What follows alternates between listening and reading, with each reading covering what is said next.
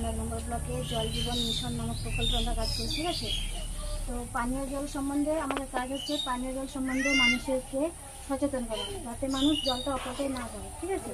এবারে ধরুন আমাদের পিএইচি থেকে যে নলবাড়ি তো ট্যাপগুলো দিয়েছে, ওইগুলো থেকে তো কিছু কিছু জায়গায় জল আসছে, কিছু কিছু জায়গায় জল আসে। তো যেখানে যেখানে জল এসছে বা যেখানে জল আসেনি ওগুলো আসবে, ঠিক আছে, একটু ওয়েট করতে হবে।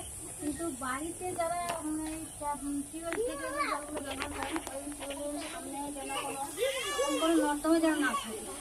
ওইখানে নর্দমা থাকলে কী হবে, জমা জল সৃষ্টি থেকে ওখানে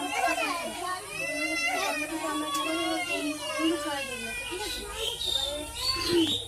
দিনের বেলাতে আমরা যদি সচেতনতা অবলম্বন করি, তো দিনের বেলাতে বাচ্চা হোক বা মানুষ হোক বা আমরা যদি গরু ছাগলও রাখি, তো ওগুলো যদি মশারির মধ্যে রাখা যায় তাহলে খুবই ভালো হয়।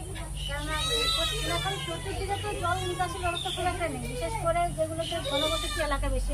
আপনাদের এখানে একটা 12 থেকে 14 জনের একটা ফ্যামিলি আছে, ওইখানে জল হলে জলটা জমা থাকছে, জল নিকাশির ব্যবস্থা নেই। এরকম জায়গাগুলোতে যদি জল জমা থাকে তাহলে খুবই সমস্যা হয়ে যায়। এইগুলোতে বেশিরভাগ কী বলবো, মশার সৃষ্টিটা এইসব জায়গাগুলো বেশি হয় আর কি, যেগুলো উৎপন্নতা এইসব জায়গা থেকে।